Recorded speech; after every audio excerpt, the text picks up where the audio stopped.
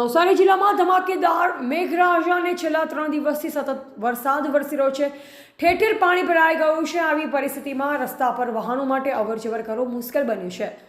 લોકમાતાઓની જળ સપાટીમાં વધારો નોંધાયો, જેમાં ચીખલીની કાવેરી નદીમાં કોઝવે અને સુપા ગામ પાસેથી પસાર થતી પૂર્ણા નદીમાં સપાટી વધી જતા કેટલાક ગામો સંપર્ક વિહોણા થયા હતા. નવસારી જિલ્લામાં 24 કલાકમાં સરેરાશ 4.5 ઇંચ વરસાદ પડ્યો.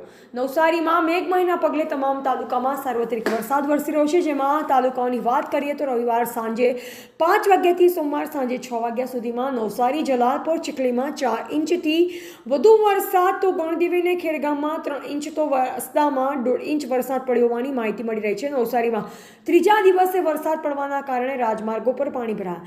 નવસારી શહેરમાં સવારે 8 થી 10 વાગ્યાના ધોધમાર વરસાદ પડતા જાહેર માર્ગો પર પાણી ભરાયા. સોમવાર શાળા જતા બાળકો પર ભીંજાઈ ગયા. પાલિકા પ્રમુખ દ્વારા રવિવાર શહેરીજનોને સલામત રહેવા અને નીચાણવાળા વિસ્તારોમાં નહીં જવા માટે અપીલ કરવા પણ સોશિયલ મીડિયામાં જાણ કરવી પડી હતી. નવસારીના શાંતાદેવી રોડ, ફુવારા, ગોલવાડ, સેન્ટ્રલ બેંક, જૂના થાણા, પ્રજાપતિ આશ્રમ સહિતના રાજમાર્ગો પણ પાણી ભરાયા હતા.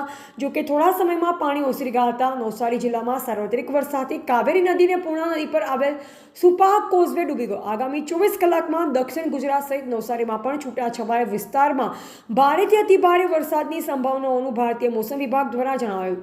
જેમ કે મોટાભાગના મોબાઈલ ધારકો પણ સંદેશ આવી જતા લોકો એલર્ટ બન્યા છે. નવસારી જિલ્લામાં સતત 3 દિવસથી વરસાદ પડી રહ્યો છે, જેમાં રવિવાર સાંજે 6 વાગ્યાથી સોમવાર સાંજે 6 વાગ્યા સુધીમાં નવસારી તાલુકામાં 118 મીમી, જલાલપોરમાં 103 મીમી, ગણદેવીમાં 75 મીમી, ચીખલીમાં 79 મીમી, વાસ્તવમાં 32 મીમી, ખેરગામમાં 77 મીમી વરસાદ 24 કલાકમાં નોંધાયો છે. ટીવીએટી ન્યૂઝ નેટવર્ક સાથે રિપોર્ટર રસિક ભાણા, નવસારી.